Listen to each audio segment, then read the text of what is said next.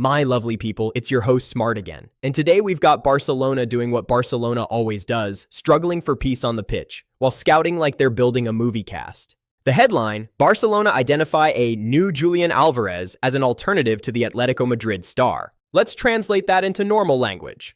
Barcelona like the profile Alvarez gives Atletico. Aggressive pressing, sharp movement, finishing, and that I'll score even if the game hates me energy. But instead of landing the exact player, they're now looking at a similar type.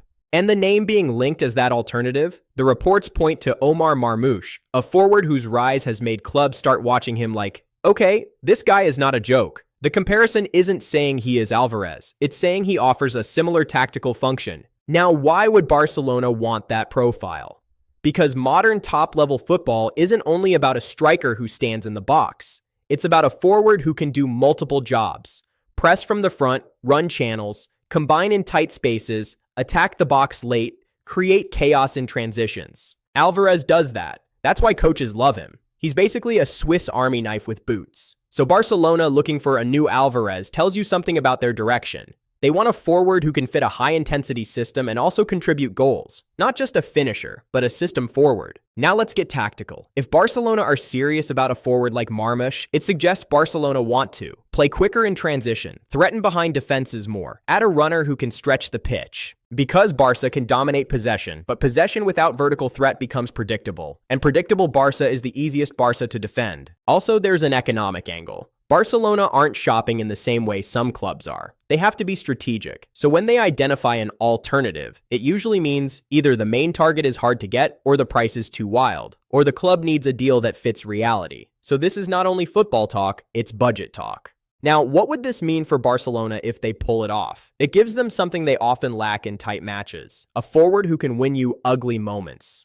Because some games don't need poetry. They need a goal that arrives like a burglar at 2 a.m. But what are the risks? The risk is fit. A player can look amazing in one system, then arrive at Barcelona where the ball comes differently, the spaces are tighter, the pressure is louder, and suddenly the same player needs time. So if Barcelona go for this new Alvarez idea, they must also build structure around him. Otherwise, you sign a runner and then never give him a racetrack. So my question to you is simple. Does Barcelona need a pure goal scorer, or do they need a modern pressing forward who changes how they play? Drop your thoughts, like, subscribe, and stay locked in. Chelsea aren't just dropping points. They're collecting red cards like it's a loyalty program. And the scary part? They're getting closer to an unwanted Premier League record that screams one word: self-sabotage. The headline is, Chelsea move closer to unwanted Premier League record.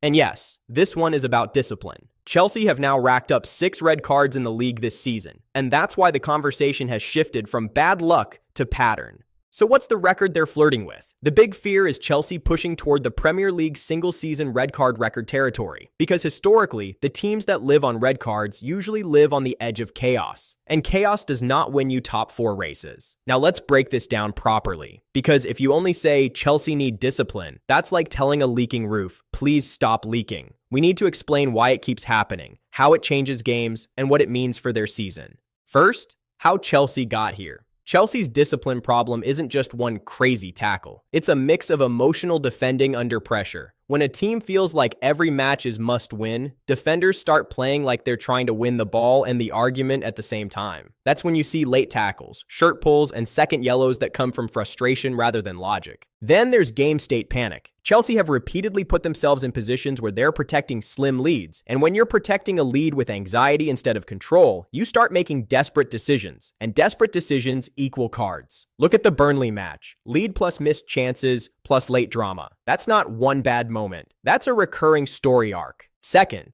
why red cards are basically 2 mistakes in one. A red card doesn't just remove a player. It changes the math of the match.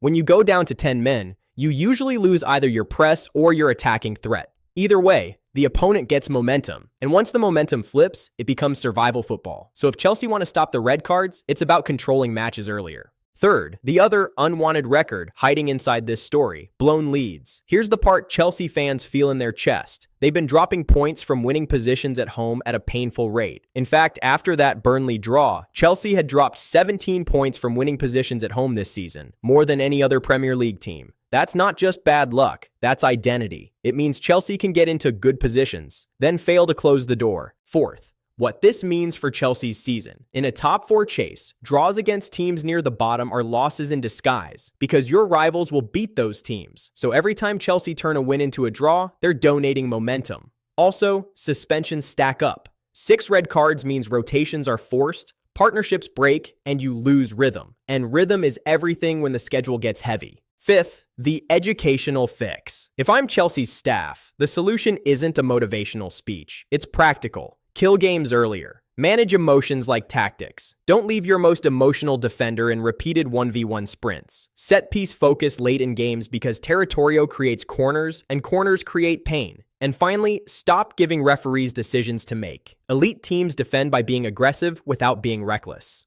Now let's add the fun part, because Chelsea's season is basically a TV series right now. Episode 1, we look sharp. Episode 2, why didn't we score the second? Episode 3, wait, is that a second yellow? Final episode, stoppage time equalizer, again. It's entertaining for neutrals. It's therapy bills for Chelsea fans. So here's the big question for you, Smart Sports Studio family. Is Chelsea's biggest issue discipline, game management, or finishing? Because if they fix one, the others often follow. Drop your thoughts in the comments, like the video, subscribe, and stay locked in with Smart Sports Studio. I don't like all that. Declan Rice has one trait torn apart by a Man United legend. So what's the trait? The criticism is about Rice being too emotional. The whole, come on, let's go, G-up energy. And the legend basically saying, when you're chasing titles, you need more calmness and game management, not constant emotional hype. Now, let's be fair and educational. There are 2 kinds of leadership. Emotional leadership, this is the lift the crowd, lift the team style. It's powerful in big stadiums. Control leadership, this is the slow the game, make smart decisions, manage moments style. The critique here is basically saying Rice leans too heavily into emotional leadership, and when pressure hits, emotional leaders can sometimes make rash moments feel bigger than they are. But here's the balance. Emotion is not the enemy. Mismanaged emotion is the enemy, because title races are won by composure, clean decisions, and controlling transitions. Now, why does this conversation even exist? Because when you're a potential captain, every gesture gets analyzed like it's a tactical diagram. If you clap the crowd, great leader. If you clap the crowd and then concede, too emotional. Football commentary can be brutal. So what's the real lesson for Rice and Arsenal fans? If you want to win a league, your emotional energy must be connected to concentration after goals, calmness after mistakes, and controlling tempo when the game is chaotic. Because big teams don't just win with passion, they win with control. Now, here's the funny part. Fans love passion,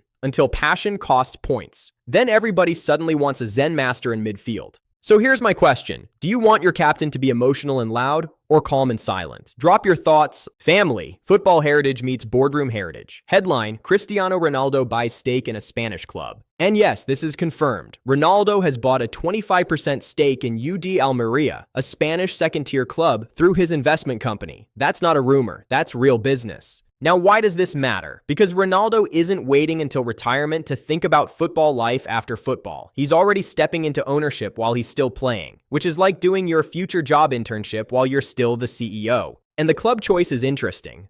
Almeria have recent top-flight experience, they're pushing in the Segunda, and they sit in that zone where smart investment can actually change the club's trajectory. So what does Ronaldo bring? Global attention. Even if he never posts again, his name alone draws eyes, sponsors, and credibility. Commercial power. Ownership is about growth, partnerships, and marketing. Strategic influence. He becomes part of the direction.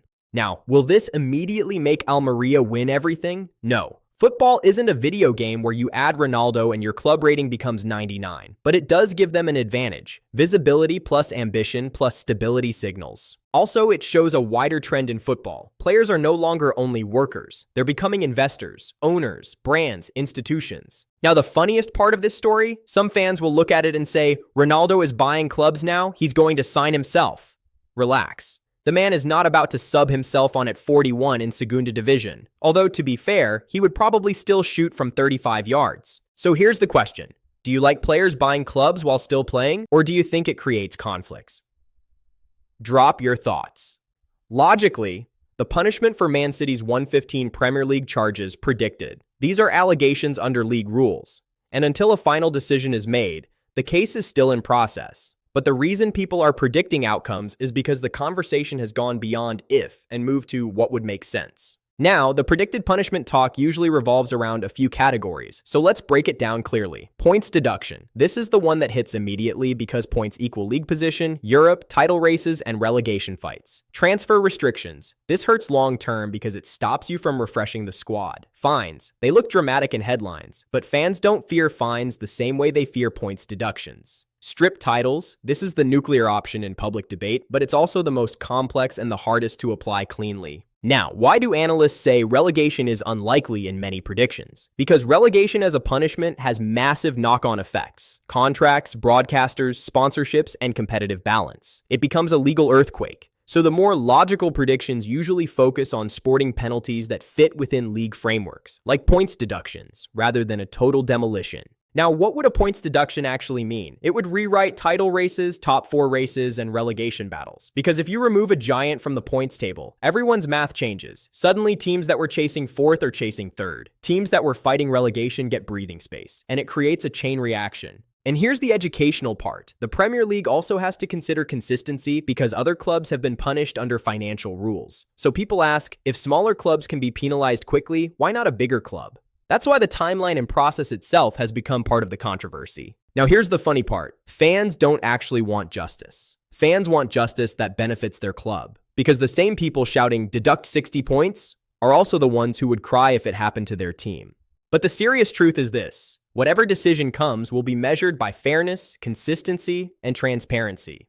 Because if the outcome looks weak, it damages confidence in governance. If it looks too extreme, it triggers a war of appeals. So my question to you, if a punishment comes, do you think points deduction is the only thing fans will respect? Or do you think fines and restrictions are enough? Drop your thoughts.